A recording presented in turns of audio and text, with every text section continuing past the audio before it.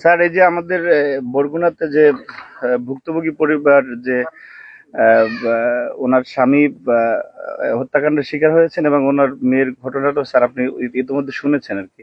তো উনি এখানে আছেন এবং স্থানীয় জনসাধারণ ওনারা আছেন।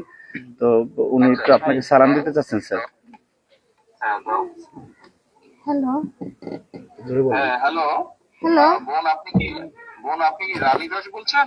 হ্যাঁ বোন আমি তারিক বলছিলাম আমি লন্ডন থেকে। আপনার ঘটনাটা তো সারা দেশের মানুষ দেখেছে এবং কম বেশি সংখ্যক মানুষ জানে। আমি আপনার সাথে কথা বলতে চাইলাম শুধু এতটুকু বলার জন্য যে আপনারা এই বাংলাদেশের মানুষ এবং আপনাদের সাথে যে অন্যায় হয়েছে বা আপনাদের প্রতি যে অন্যায় হয়েছে, আমাদের দল আপনার পরিবারের পাশে আপনার পাশে থাকবে। যতটুকু সম্ভব আপনারা যাতে ন্যায় বিচার পান, আমাদেরকে আমরা সেই সর্বোচ্চ চেষ্টা করব। এই মুহূর্তে বোন এতটুকুই বলার জন্য আপনাকে আমি আপনার সাথে কথা বলতে চাইলাম। আপনাদের যদি আর কোন রকমের সহযোগিতা প্রয়োজন হয়, আমাদের এখানে যে আমান গিয়েছে, আমাদের ছাত্র দলের সাংগঠনিক সম্পাদক, ও আপনারই এলাকার সন্তান। আপনি যদি ওকে বলেন আপনাদের কোনো কি কি সহযোগিতা প্রয়োজন, আমরা চেষ্টা করব যতটুকু পারি আমাদের অবস্থান থেকে আপনার পাশে দাঁড়ানোর জন্য। আপনি আপনি আপনি ভয় পাবেন না, দেশের মানুষ আপনার পাশে আছে, বিএনপি আপনার পাশে আছে, ভয় পাবেন না আপনি। তাই আমার স্বামী তো আমার মেয়ের ধর্ষণের বিচার চাইতে যাই আমার স্বামী তো মার্ডার হয়ে গেছে। আমার এই 3টে সন্তান নিয়ে আমি কি করবো? আমার তো কোনো নিরাপত্তা নেই। আমার পাশে আমি কিভাবে খাবো, কি করবো? আমার তো সেরকম কিছু নাই। আমার আয় রোজগারের মানুষই আমার মাকে ফেলাইছে। এখন আমি কি করবো? আমি আমার নেতৃবৃন্দকে বলেছি, আমার নেতৃবৃন্দ ওখানে যাচ্ছে, আমান ওখানে আছে। আমরা আরো আমাদের দলের সিনিয়র নেতা মানে আরো বড় নেতাদেরকে আমরা বলেছি আপনার সাথে যাবে, কথা বলবে এবং আপনার কি কি সহযোগিতা প্রয়োজন আমাদেরকে বলবেন। কতটুকু পারবো জানি না, তবে আমরা অবশ্যই চেষ্টা করব আপনার পাশে দাঁড়াতে এবং আপনি যাতে আপনার প্রতি যাতে আইনের শাসন আপনি পান, যাতে আপনি ন্যায় বিচার পান, সেজন্য আমাদের দলের যারা উকিল আছেন, লয়ার আছেন যারা, তাদেরকে আমরা সেইভাবেই নির্দেশনা দেব যাতে আইনগতভাবে আপনাকে সহযোগিতা করে।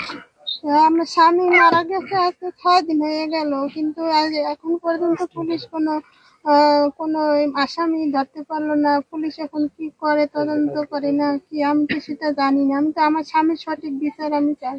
আর আমি এই 3টা ছেলে পোলাপান নিয়ে আমি কি খাবো? আপনারা আমার পাশে থাকবেন। আমার তো কোনো পরিবর্তন নেই, আমার কোনো কিছু নাই, আমি কি করব? আপনি টেনশন করবেন না, আমরা একটা দেখি আপনার জন্য আমরা কি ব্যবস্থা করতে পারি। আপনি বাচ্চাদেরকে নিয়ে যে টেনশনে আছেন, ইনশাল্লাহ আমরা একটা ব্যবস্থা নিশ্চয়ই করব আপনার জন্য, টেনশন করেন না আপনি। আমাদের যেই ছাত্র নেতাটা গিয়েছে আমার, আপনি ওর সাথে কথা বলেন, ও আছে ওখানে, ও থাকবে ওখানে এবং এর বাইরেও আমি আমার অন্য নেতাদেরকেও বলেছি, তারাও আপনার সাথে যাবে, কথা বলবে। আপনার সহযোগিতার প্রয়োজন আমাদেরকে বলেন, আমরা চেষ্টা করছি কতটুকু পারি আমরা করতে।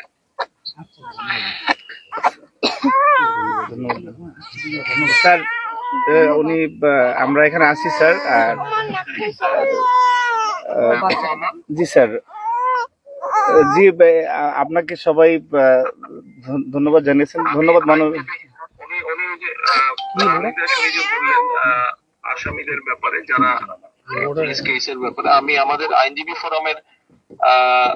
কেন্দ্রীয় আইনজীবী ফোরামকে আমি নির্দেশনা দিচ্ছি, তারা ওখানে ব্যবস্থা নেবে। হ্যাঁ, ওনাকে বলো টেনশন না করতে, এই ব্যাপারে টেনশন না করতে। আর উনি যে ওনার বাচ্চাদের কথা বলেছে কিভাবে চলবে, তুমি ওনার সাথে কথা বলো। আমি মনীষাকে এবং আমাদের ওখানে বরিশালে আছে ওনাকেও বলেছি গিয়ে দেখা করতে। আমরা তারপরে আলোচনা করে বসে ওনাকে আমরা কোনো একটা ব্যবস্থা করবো যাতে ওনার কষ্ট না হয়। ঠিক আছে, জি ওটা ওনাকে বলো, শুনে আমাকে পরে আবার জানাও। জি জি স্যার, ধন্যবাদ স্যার আচ্ছা, আপনাকে। ঠিক আছে। জি, আসসালামু আলাইকুম। ওনাকে বলো ওনার পাশে দল আছে, আমাদের আপনার দল পাশে দল আছে, দল ওনার পাশে আছে। আমাদের ভারপ্রাপ্ত মহোদয় আপনাকে নিশ্চয়তা দিয়েছেন, আপনার সর্বপ্রকার সহযোগিতায় বিএনপি আপনার পাশে থাকবে। জি স্যার, আচ্ছা, ধন্যবাদ স্যার, আসসালামু আলাইকুম।